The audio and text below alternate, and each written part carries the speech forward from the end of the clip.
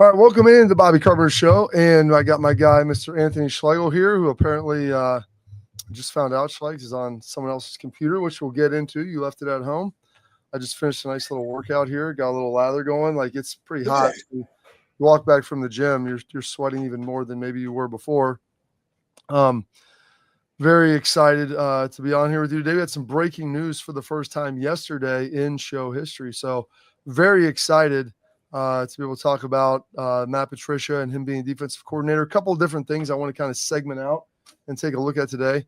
And our housekeepers did an elite job. I walked in here, I was like, man, you got 5 minutes. If whatever's done's done, don't worry about it. If it's not, it's the first service I've had because I've usually been in and out when they've been coming. I mean, it's just me in here, for heaven's sake. What do I need? I can use the same towel. There's two towels. Do you make your bed when you leave in the morning, Bob? Do you throw it over or you just leave it out? That's an interesting question. Sometimes I do. Since I've been here, I have not. I have a bad habit. I don't really make my bed because it's only 3 to 4 times a month and I'm not the first person out.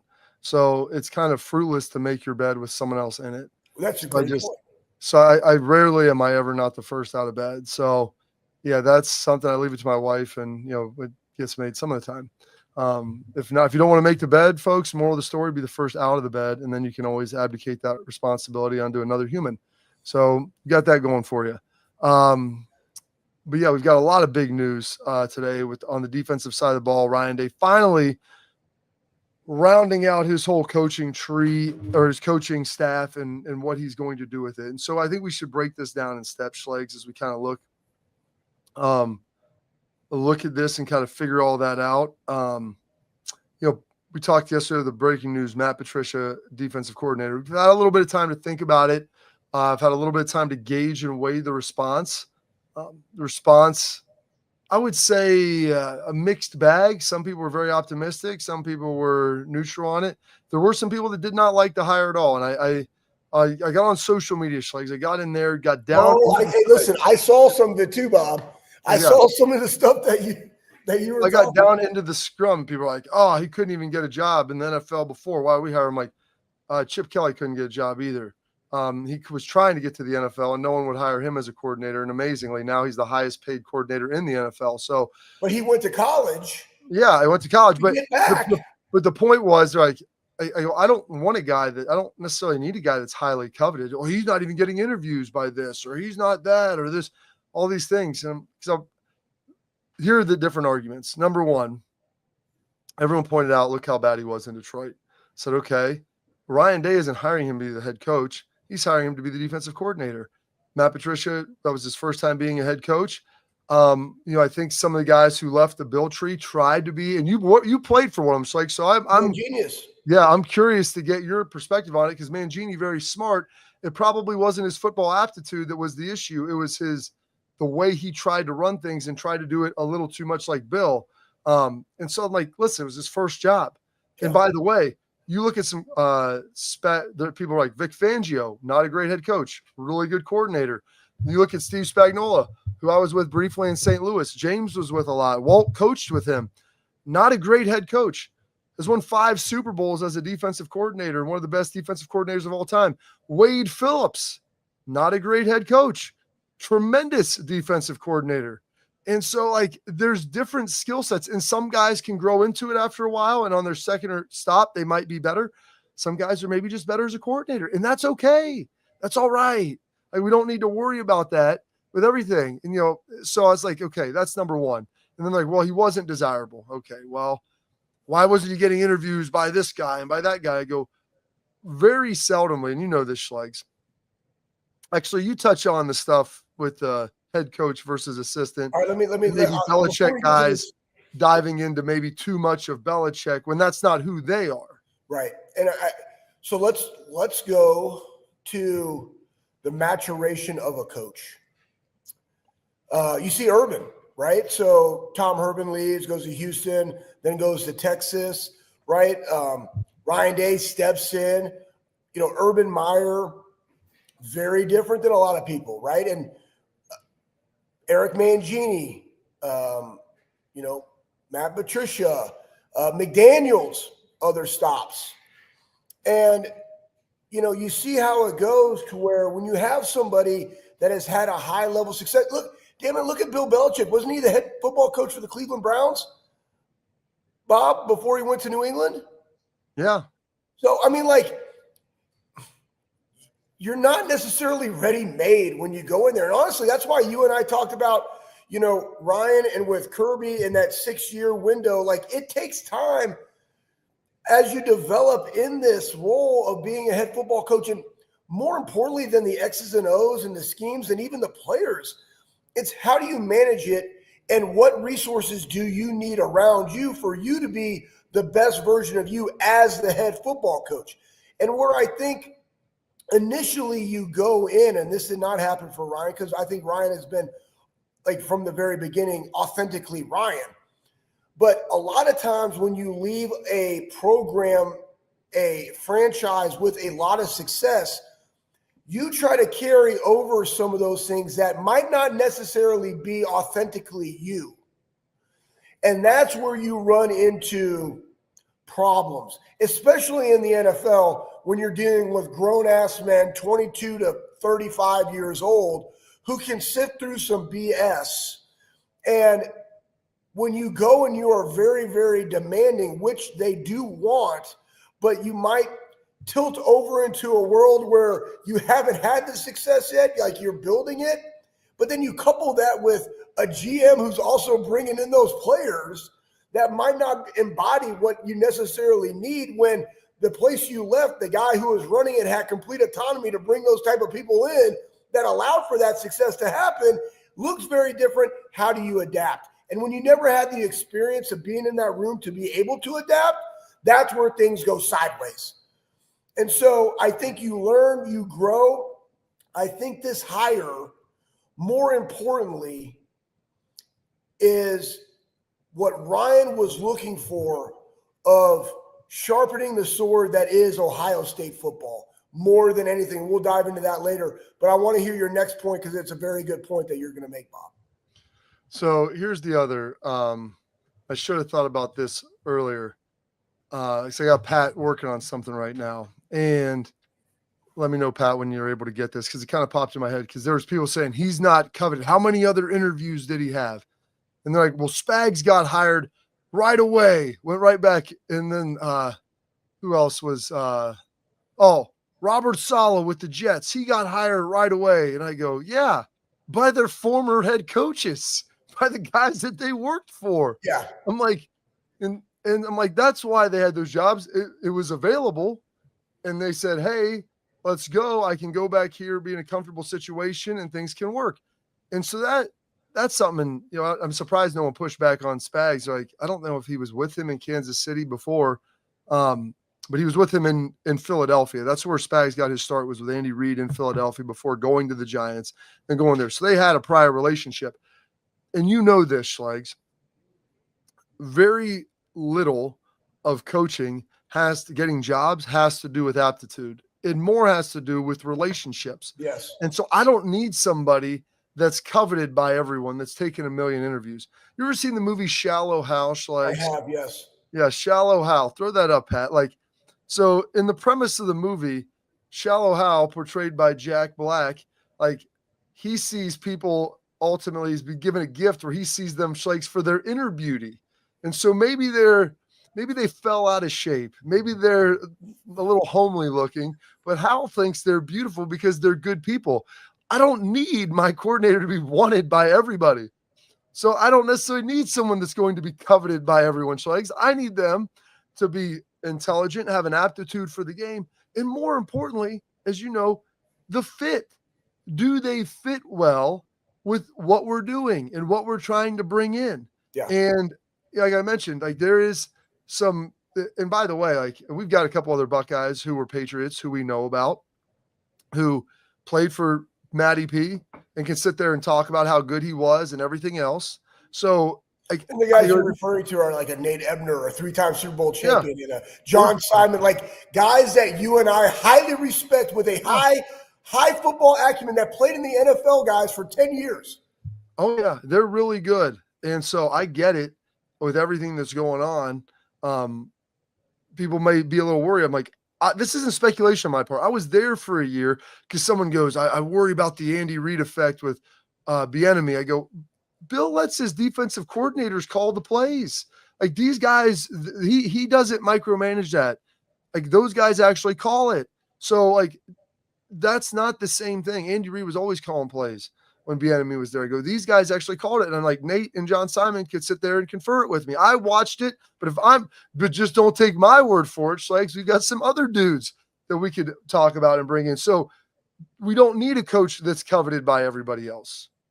And I'm going to say this too, Bob. So, and we broke it on here, which is great the first time, but you already said it. The reason why he didn't go with Bill is because Bill brought his son. And let's go back. Like, why would a Bill Belichick want to get back into college football? One, I think he wants to be able to flip the script and see what he can do. It's a challenge for himself. He's young at heart. He's dating a 26-year-old, for heaven's sake. So, I mean, like, 24, he's 24. She's feeling good. Age her up. He's feeling good. But his son is the D coordinator. That's why you don't go to North Carolina. His son's going like that. Honestly, you want an ultimate plan for Bill Belichick? Hey, we're going to go make a 3-year run. We're going to flip the script at UNC, and guess who's going to be the next head football coach? My son. That's how it's going to work. So that being said, Bob, to your point about the fits, like I got hired. I'll speak honestly. Like I had no head strength coaching experience. I knew Urban Meyer. I knew exactly what Urban Meyer wanted to do from a sports performance model, which was very, very different, and how you bring all those pieces to the table to be able to have that model where the athlete is first. And everybody in there from nutrition to athletic training to sports performance, physical therapy equipment is all about the players. And the number one thing all is about the team, Schlegs. Well, it's all about the team, but the team is made up of what? The players, right? So, how do you allow them to be set up for success? And that's what it all was. And I knew that I could deliver upon that, and he trusted me to do so.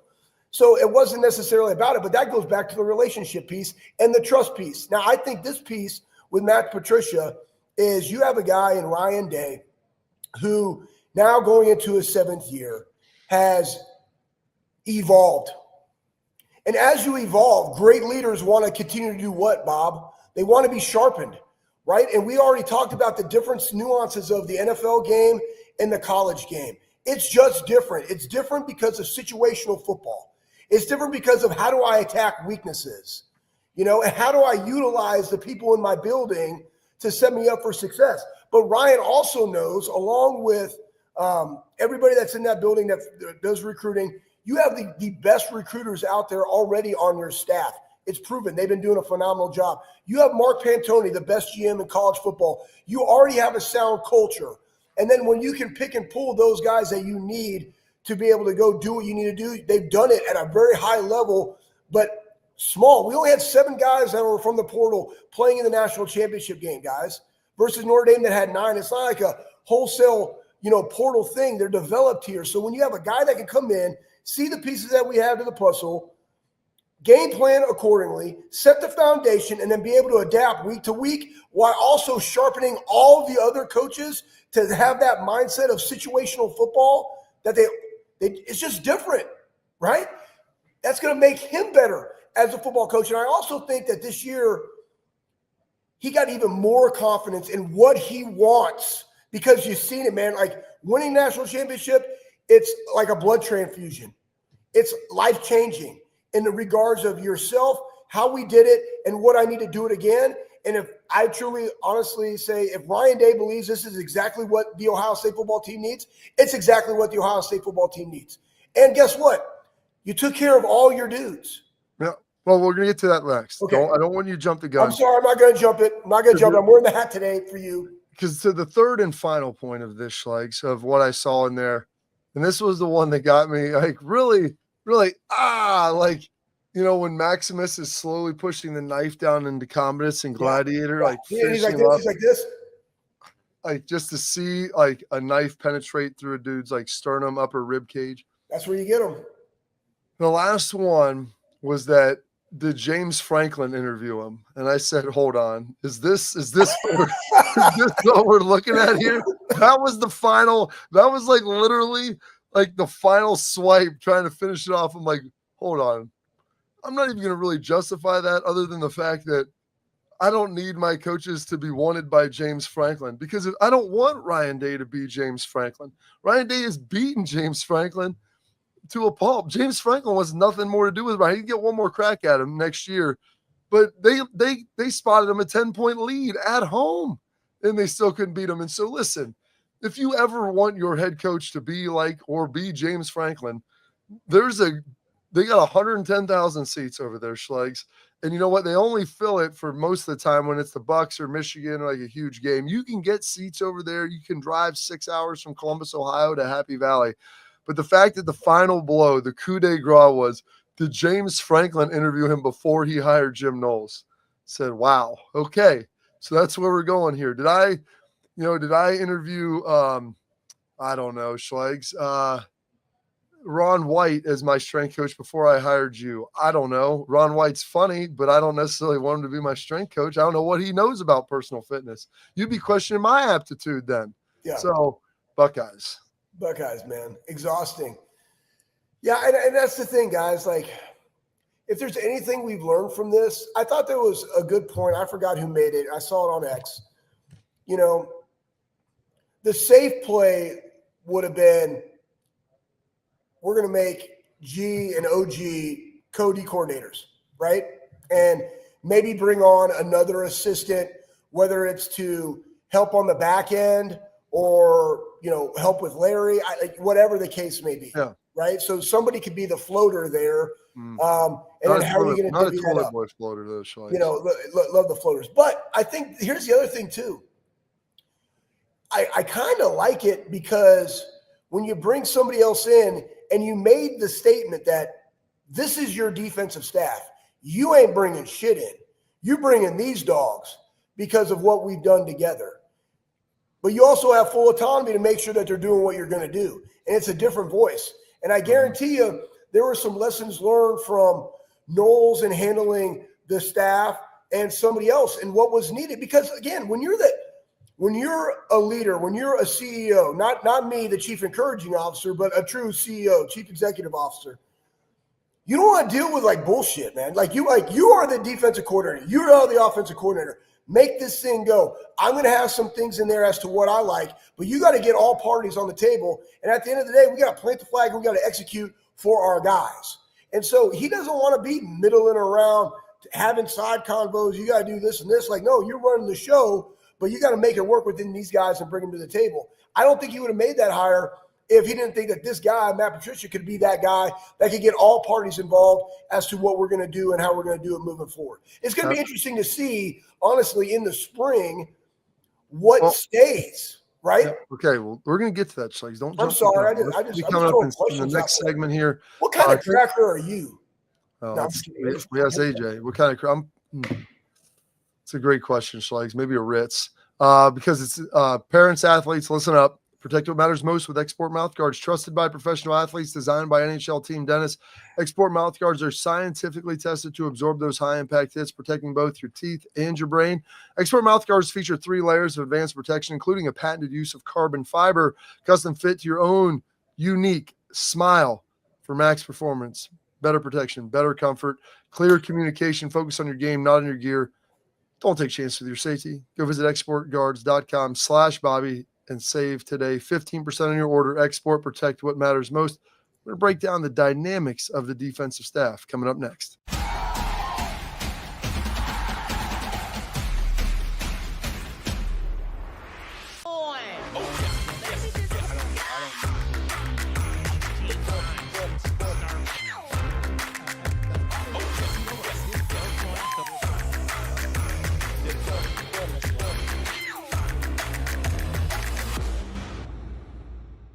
The Big Play Sports Network. Download the free app today to watch all of your favorite hosts on demand.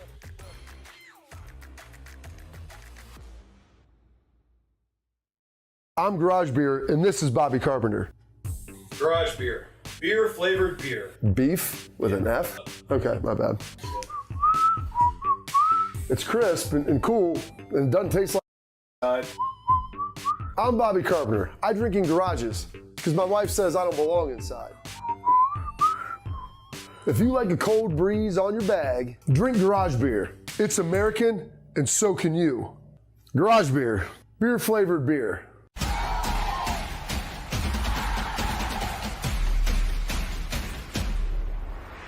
Welcome back in the Bobby Carpenter Show and Schlegs.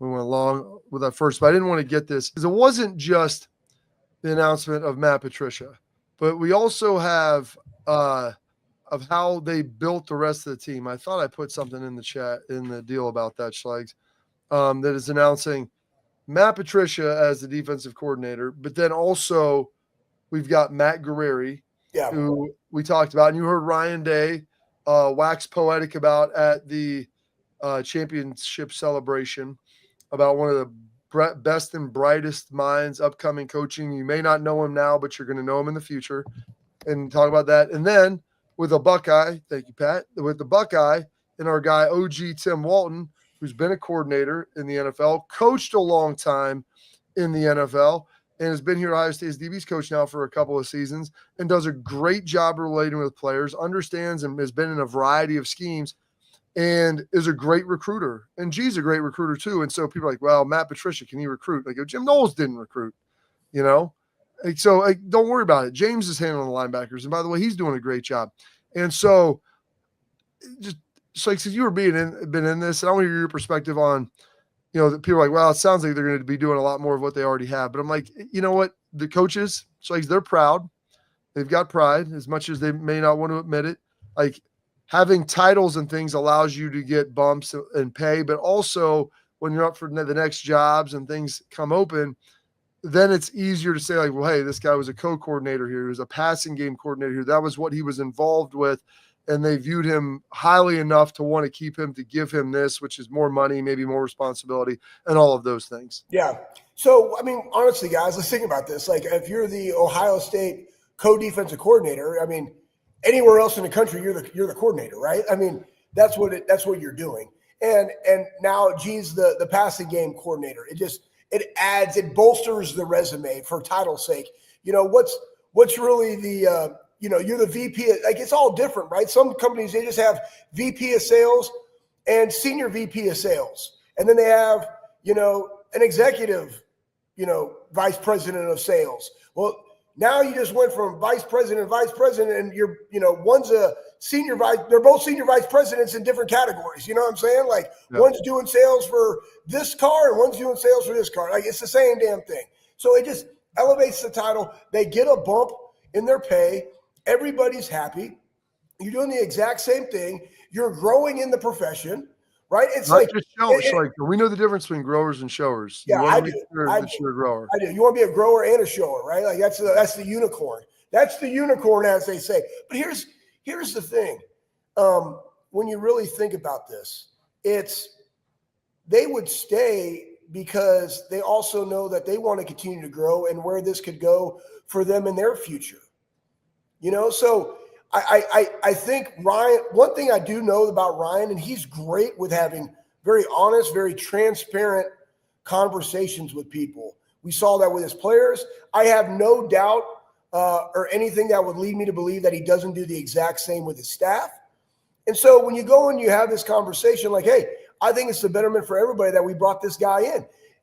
In strength conditioning, you have Mickey Marotti. He is the associate athletic director for sports performance, but he's also the head strength coach for Ohio State football. Then you have two associate strength coaches. They get paid higher. Then you have your assistant strength coach. Like, there's levels to all of this that all allow you to go somewhere else and get an opportunity to make more money, because it's where you start. You know, when you go get that next job, right? It's like, oh, this guy was making $500K here. We're going to bring him over to the coordinator here. Well, we only got to pay him $750. No, but if he's already making $900, it's like, oh no, when he comes over here, we got to pay him 1.4, 1.5, 1.6. Oh, he has second best options to go somewhere else and make that for 1.4. Oh no, we got to bring him back for 1.75. Like, that's how it works. So not only is the title, but it's also the pay, because when you go to the next one, right, it goes based off of that. Just so everybody knows, right? It's like, that's how they're negotiating all these things. So it helps all parties the way this settled out. And I think it will be a great learning experience from what they did this last year and had a lot of success. And again, I remind everybody, there was a lot of flack on our defense. That was the number one defense in the country throughout the entirety of the season about them, and they were phenomenal. Okay, so I like this. I think it's going to be really good. I'm excited to watch it play out. You and I think, have a good feel, Bob, for the coaches that are in the building and what they're going to be able to do. I think what this shows the most is that we are about utilizing all of our weapons, regardless of where they are, because we can run multiple fronts. We can do a lot of different things. It's going to be how much of that foundation can we lay to therefore we can adapt throughout the season to the teams that we play.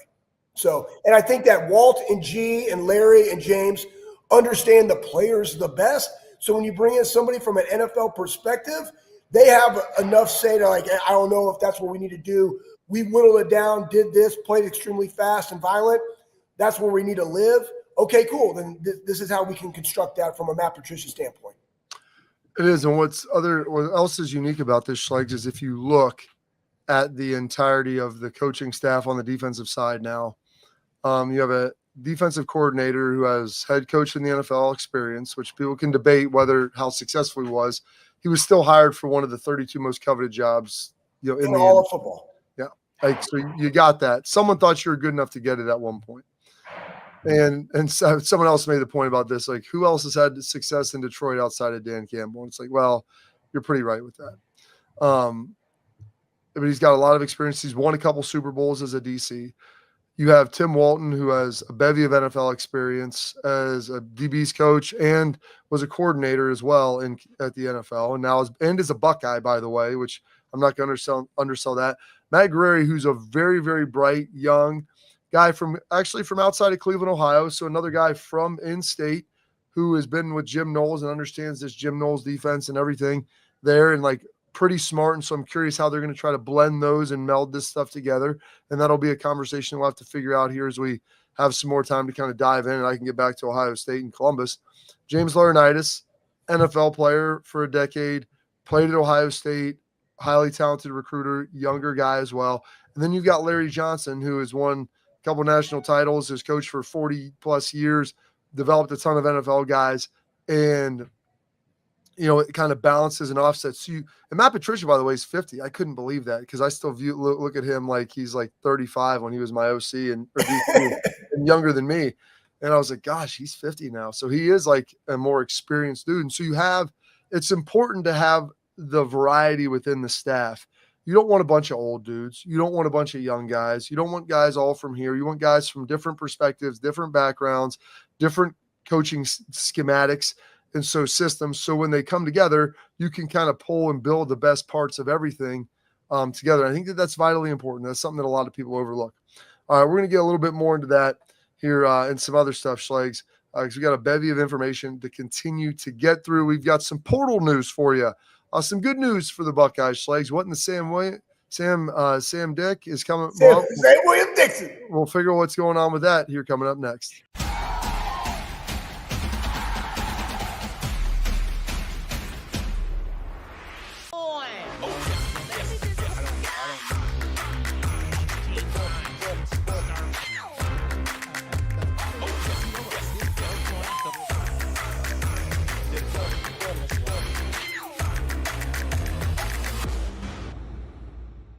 The Big Play Sports Network.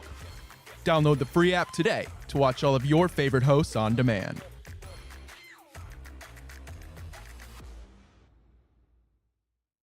I'm Garage Beer, and this is Bobby Carpenter. Garage Beer. Beer flavored beer. Beef with an F? Okay, my bad. It's crisp and cool, and it doesn't taste like. I'm Bobby Carpenter. I drink in garages because my wife says I don't belong inside. If you like a cold breeze on your bag, drink Garage Beer. It's American, and so can you. Garage Beer. Beer flavored beer.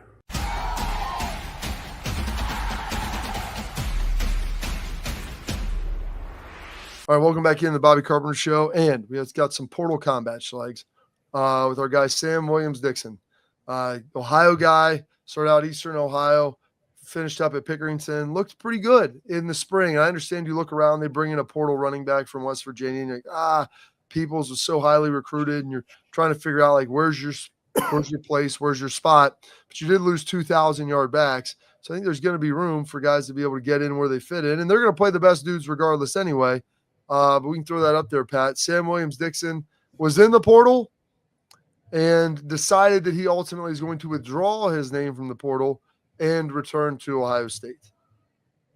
Yeah, I mean, hey, guys, listen, man, the portal is not a bad thing. Like, you can go out and see if there's greener pastures, or you can stay. And you know, this goes back to where I like the 2-year commitment, because then nobody's going in. It's not even in your bandwidth to think that I could go somewhere else, because I just got to continue to develop. Because there's lessons in the development, man.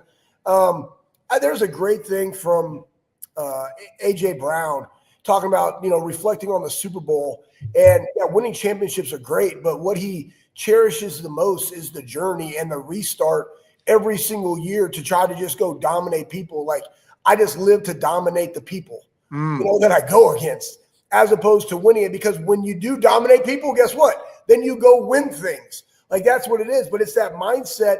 That's what gives him his edge. And it was cool. It was kind of refreshing to see. But with these young 18 to 20-year-olds, like, having that first 2 year where you're all already in, and it's not even in your bandwidth to go, is what I like.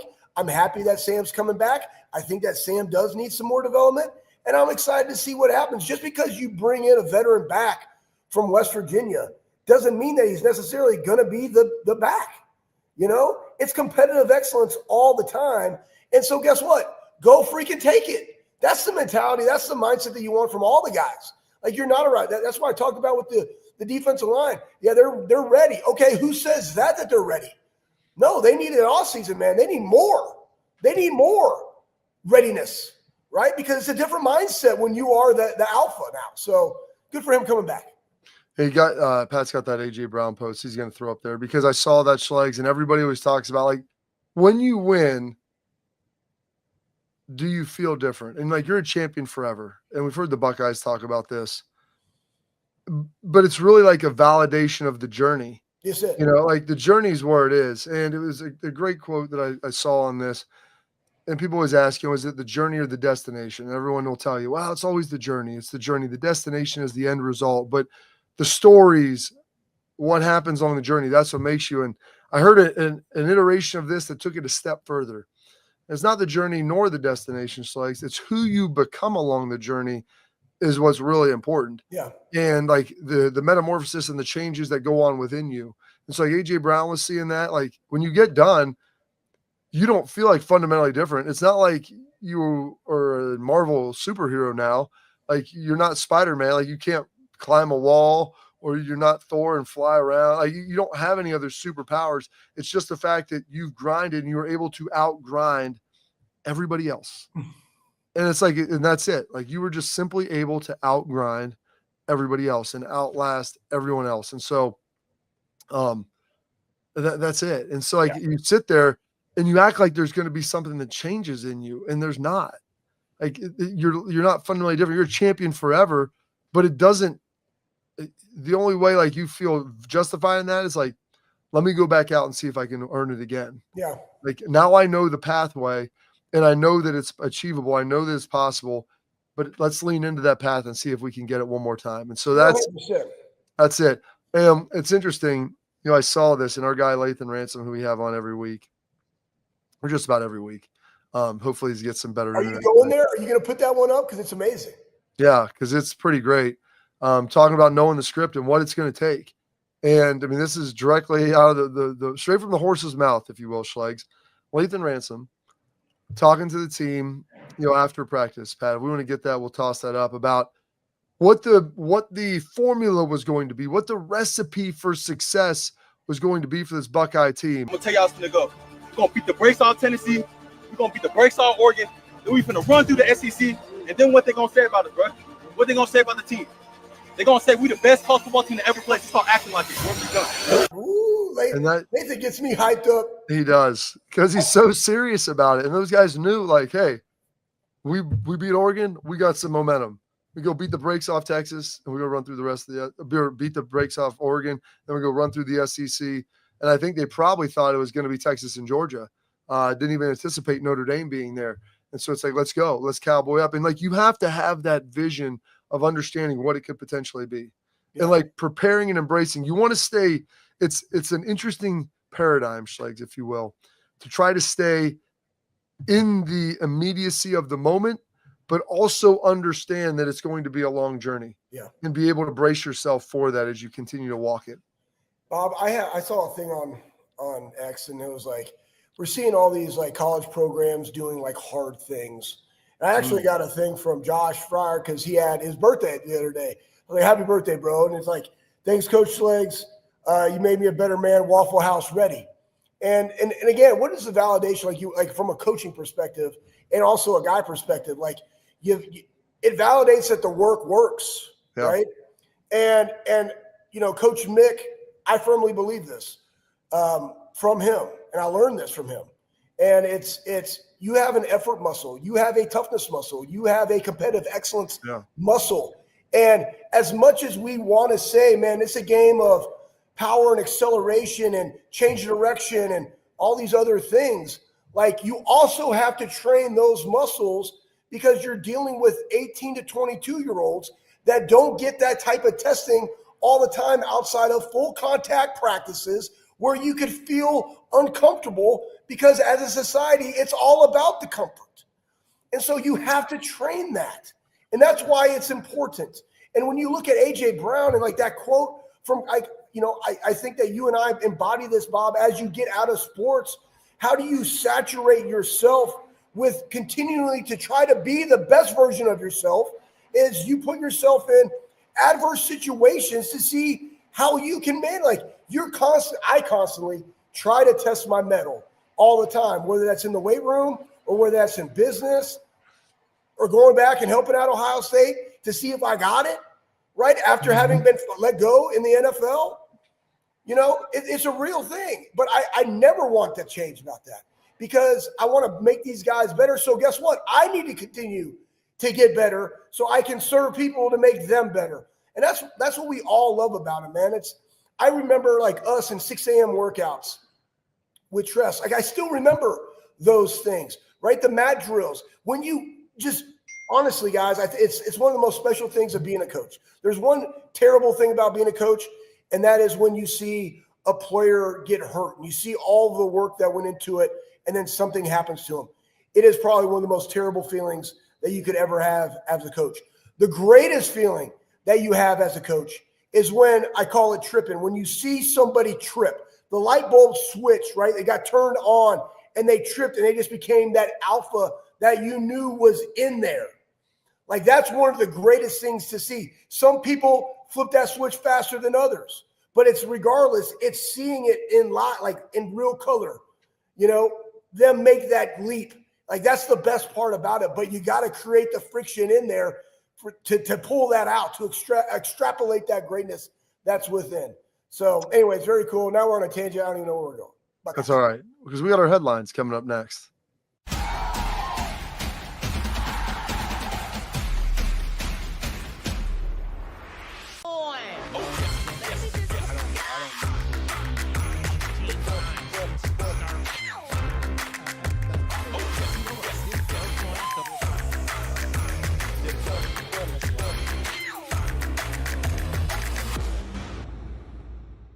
The Big Play Sports Network.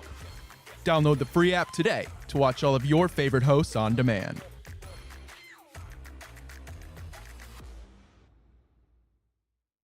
I'm Garage Beer, and this is Bobby Carpenter. Garage beer. Beer flavored beer. Beef with an F? Okay, my bad. It's crisp and cool, and it doesn't taste like. I'm Bobby Carpenter. I drink in garages because my wife says I don't belong inside. If you like a cold breeze on your bag, drink Garage Beer. It's American, and so can you. Garage Beer. Beer flavored beer.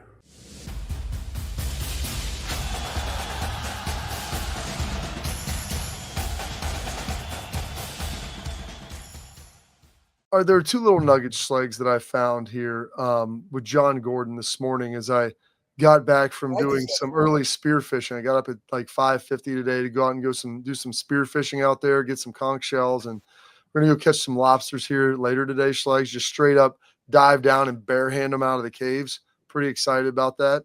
So it should be a good time. You would have loved it doing some fishing last night. Things weren't really moving. We'll talk about it later. You might be a guy. We can come down here. I think I've got a pathway first to get back down here, and they've got some great fishing, by the way. But I want to throw up the first time that John Madden quote that John Gordon put up. I saw these two little nuggets, these two quotes come up. They're reposted by John Gordon, and this is amazing, and it's very applicable. John Madden said, winning is a great deodorant. It covers up what stinks about your team. Great teams have a positive discontent. Even when they're expecting success, they still look for ways they can improve and are always striving to get better. And this Ohio State team isn't perfect, and you always have to be looking for ways to improve. And how do you press, as my guy Ryan Hawk said, AJ, or Schlegs, the brother of AJ, he called it with his Learning Leaders show, one of the guys he interviewed, called pressing the edges. You've got to keep pressing the edges to keep expanding ground. And so I think this Matt Patricia hire, may have been a little out of the box and it may be a little uncomfortable, which I think is good. I think it fits, but on its face, it's like playing a game of Tetris. It wasn't just like, oh, there's a 4x4 block. It goes in here. There was some maneuvering that had to be done to kind of see how it was going to work. Man, I don't even want to expound on that because I think it goes into your next one, Bob. Go ahead and go to the next quote. Yeah, and then the next one that also popped up there from John Gordon, which is another really good quote that, I saw. Like I said, these were like back-to-back for me coming at me. I'm like, I'm throwing these in here. The best leaders aren't waiting for change. They create it. Yeah. And I'll let you take that one, sir. Well, here's, you talked about, pressing the edges, and Brian Peters, who we know, he talks about chasing edges, and Marcus Luttrell came and spoke to the team years ago. Yeah. And he talked about going to the edge, right? Like, go as hard as you possibly can over the edge. Like, go so hard that you're going to go off the edge. And it's your job as the coach to grab them right before they go off the edge. Wait, we got to press. We got to press you. We got to press. We got to press. Like, that's where your max capacity comes out. And I think that one with, leaders aren't waiting for change. They're creating it. That goes into sense of urgency of what Ohio State football is, right? We talked earlier, I think it was with Ari, about what is good for Ohio State. What's good for Ohio State is a repeat national championship. And let's not mistake that. That is what it is. So if you're constantly chasing that edge, you're constantly thinking about how can I improve 0.01% better. I saw Corey G post that the other day. Again, that's the theory of marginal gains, people. It's like every single day, how do I do this? Some days it might be this, some days it might be like that. How do I chase that? How do I put myself in those situations? How do I get up for that every single day? Who do I surround myself with? And when I look at this kind of hire, like you said, Bob, outside the box, not safe at all. Not safe. Some people are like, it's like one of those, boomer bust type hires. But you know what, though? When you're trying to create change and you're chasing a freaking 1% of 1%, those are the type of moves that you got to make. And you got to be, unequivocally excited about it when you plant the flag and you go. That's how I look at it. I like that, Schlegs. We got our headlines. All right, check. That's it for our headlines. We got our tailgate talk brought to you by Real Truck coming up next, where we're going to dive into a little bit of that and maybe what changed with Ohio State defense and some thoughts from one of our other favorite Buckeye defensive backs coming up next.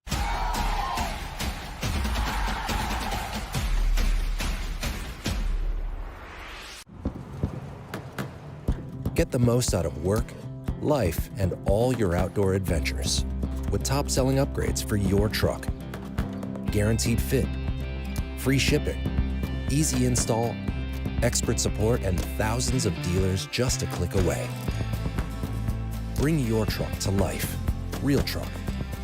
Upgrade today and save between $50 and $400 on select Real Truck products. Visit realtruck.com/specials.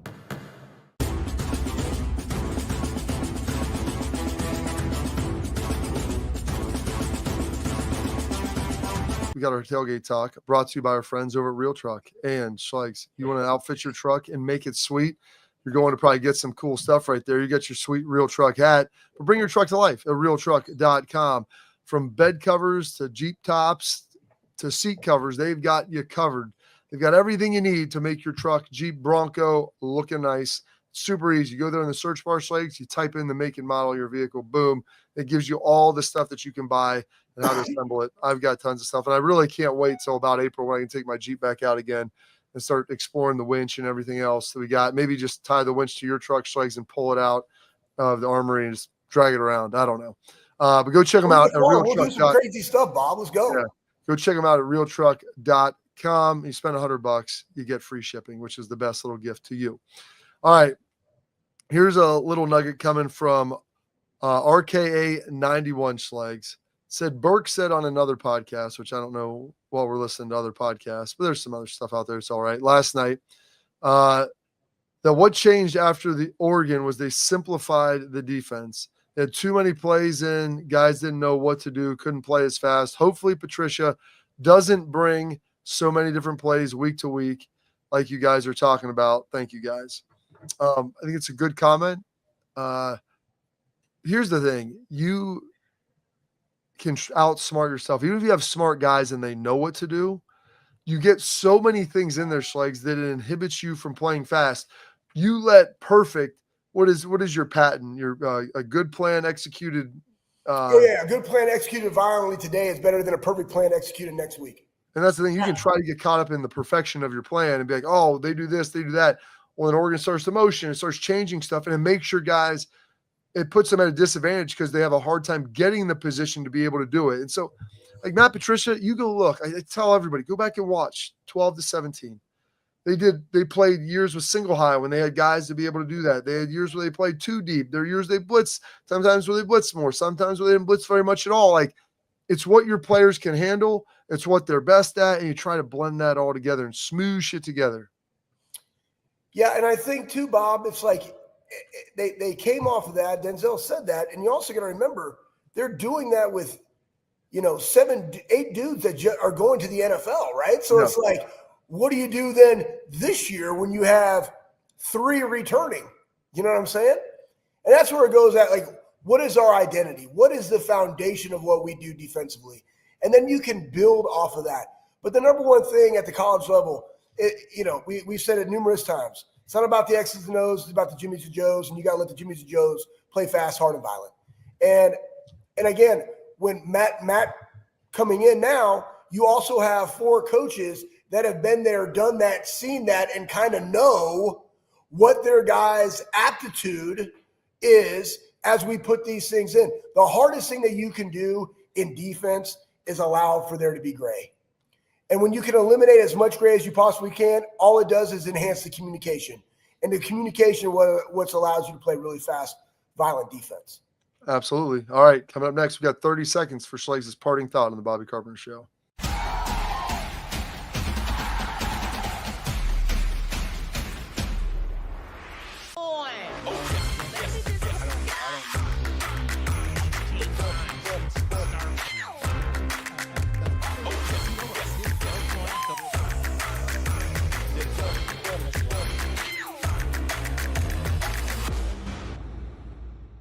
The Big Play Sports Network.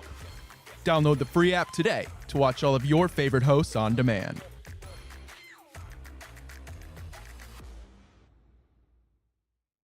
I'm Garage Beer, and this is Bobby Carpenter. Garage beer. Beer flavored beer. Beef with an F? Okay, my bad.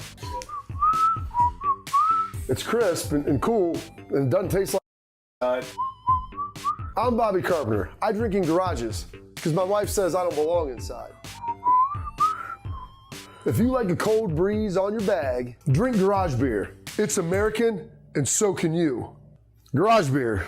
Beer flavored beer.